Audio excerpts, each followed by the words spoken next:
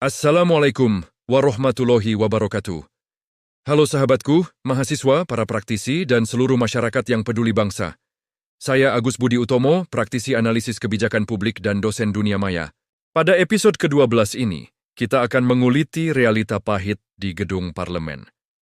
Kita harus jujur bertanya, apakah anggota legislatif kita sedang memperjuangkan nasib rakyat atau sedang mengamankan posisi partai?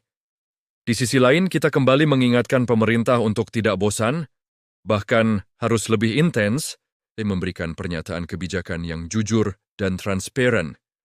Tanpa kejujuran dari pemerintah, manuver politik di parlemen akan semakin sulit dikontrol oleh rakyat.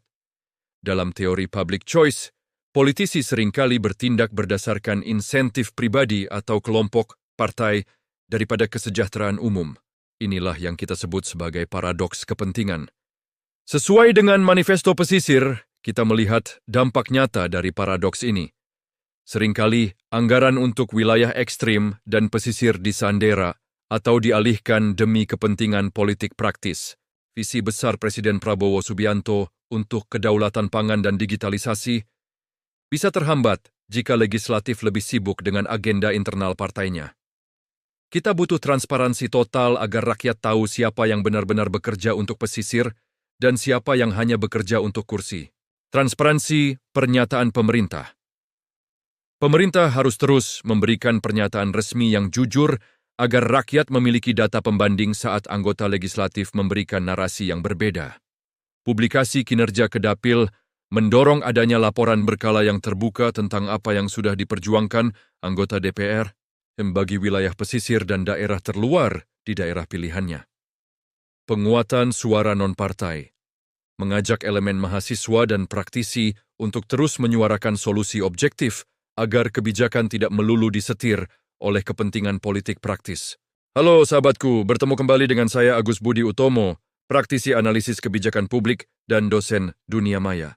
Episode 12, membedah paradoks kepentingan di parlemen. Kita tuntut kejujuran. Pemerintah harus intens memberikan pernyataan kebijakan yang transparan. Rakyat perlu tahu kebenaran di tengah benturan kepentingan partai politik di DPR yang seringkali mengaburkan fakta.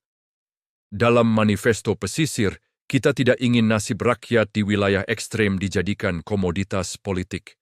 Pembangunan di pesisir harus murni untuk rakyat, bukan untuk kepentingan logistik partai tertentu.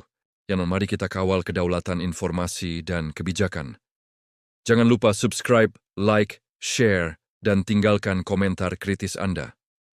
Saya Agus Budi Utomo, praktisi analisis kebijakan publik dan dosen dunia maya. Ikuti terus episode selanjutnya. Sampai jumpa. Wassalamualaikum warahmatullahi wabarakatuh.